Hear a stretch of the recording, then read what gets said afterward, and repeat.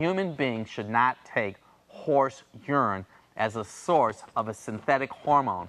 It's one of the leading causes of various cancers in a woman's body, especially breast cancer. So I want you to avoid taking any type of synthetic hormone. Let me talk to you a little bit about what estrogen does in the body.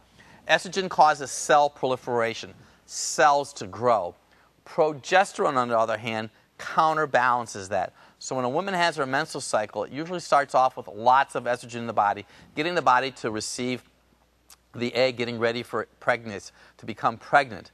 And then right in the middle of the cycle, estrogen is supposed to go down and progesterone is supposed to go up, counterbalancing each other.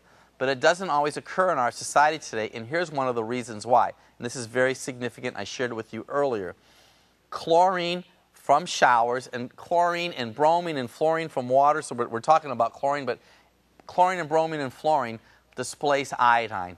Your ovaries need iodine. Your ovaries need iodine to make progesterone. And I'm seeing in my practice so many ladies that don't have enough nutrients in their body for their ovaries to make progesterone, to balance the estrogen.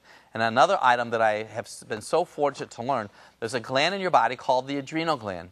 Two walnut-shaped glands are located on top of the kidneys that make female hormones. And one of those hormones happen to be progesterone.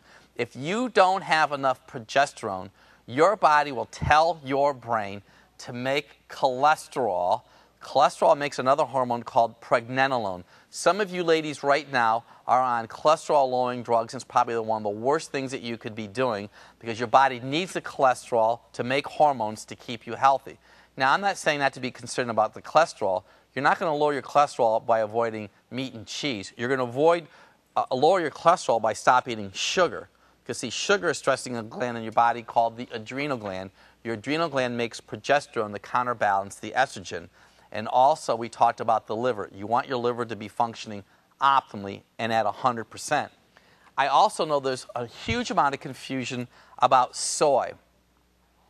Soy products are not healthy for the human being.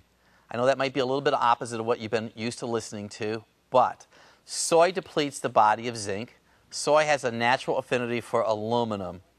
Soy could take a normal person, a normal female, and put estrogen in her body and give her tender breasts, cysts on her ovaries, and many female health issues. Soy products themselves usually come from genetically modified food, and they're absolutely nutritionally deficient. When I say that, they're heated to high temperatures and high degrees, and all the enzymes and nutrients are literally destroyed. Soy will deplete your body of trypsin. I've had more than one female patient that I have suggested to get off their soy products, and their breast tenderness and the cysts in their ovaries have gone away. Maybe a more positive alternative to that would be rice milk. We also encourage minerals. Women today have issues with osteoporosis and hot flashes. One of the reasons that we see so many challenges with hot flashes today is that women, once again, don't have enough progesterone. See, fat cells, now listen to this, fat cells can make estrogen. More often than not, women will never have an issue, especially if they live in America, to have an estrogen deficiency. They're going to have a progesterone deficiency, probably one of the most common causes of hot flashes. Your body needs minerals to make hormones. We encourage Celtic sea salt. Celtic sea salt is like Celtic sea minerals, acts as the spark plug inside of the body. I'd like you to investigate and look at your own salt that you're using at home. Salt, this particular brand right now, has dextrose in it. Dextrose is sugar. So that means the salt you're consuming has sugar in it. This is going to be, I believe in my heart, America's next health food. It's an avocado. Avocado is a great source of protein, especially one protein called carnitine. Carnitine is good for your brain, cognitive behavior. Avocados also have the same kind of oil that olive oil has in it, monounsaturated fat, great source of fiber. I would encourage you to take 1 tablespoon of flax oil every day per 100 pounds. Your body needs oil to make hormones. Take 1 tablespoon of flax oil every day per 100 pounds. It's going to help your body enormously. What I have in my hand right now is broccoli, cabbage, and an onion. Now, this broccoli has an awesome source of selenium in it, a great source of protein. Also, the cauliflower is a great source of sulfur, minerals. But what's really is so significant about this, it's going to give your body the vitamin or the calcium that it needs to help prevent osteoporosis.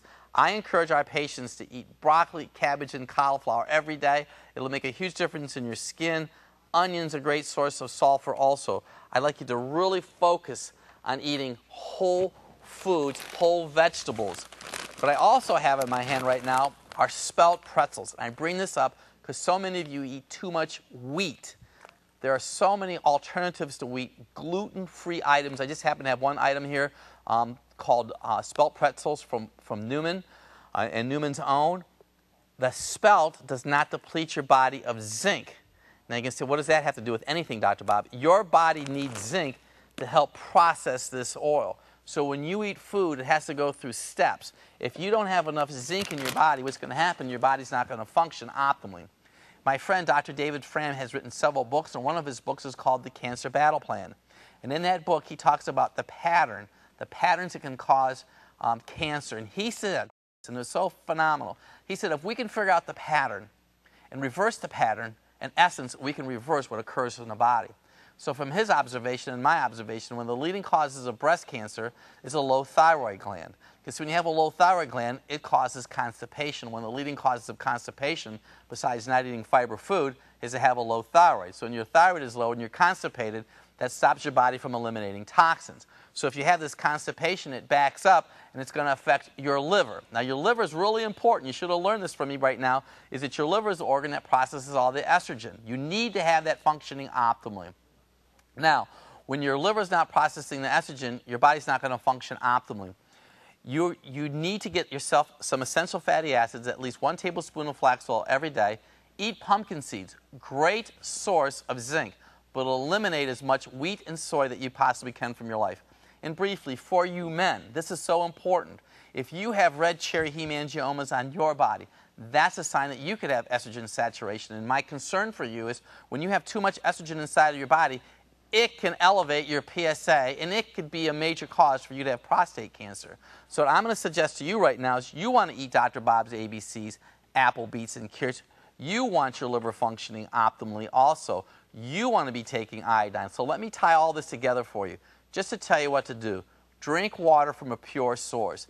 Eliminate as much conventional meat products and vegetable products that have herbicides and pesticides on them. I'd like you to exercise every day. Make sure you're taking at least 12 milligrams of iodine from an organic source on a daily basis. It's going to make a huge difference in how your body functions optimally. You want to make sure that you eliminate as much processed food that you possibly can. You want to avoid beverages that are going to interfere with the liver functioning at any optimal level at all. Try to eliminate as much stress that you possibly can. I know that it's not always easy. That's where the smile is on my face. You want to exercise daily. And if you have any questions, I would love for you to obtain and get this book, Dr. Bob's Drugless Guide to Balance Female Hormones. I know it's going to make a huge difference in your life. It's going to make a difference in your family's life. And it's going to impact you and generations from this point in time to come. It's a very easy reading book. It's going to have steps in there on how you're going to be able to detoxify your body and make a huge influence on every aspect of your life. Get it. You'll be glad you did.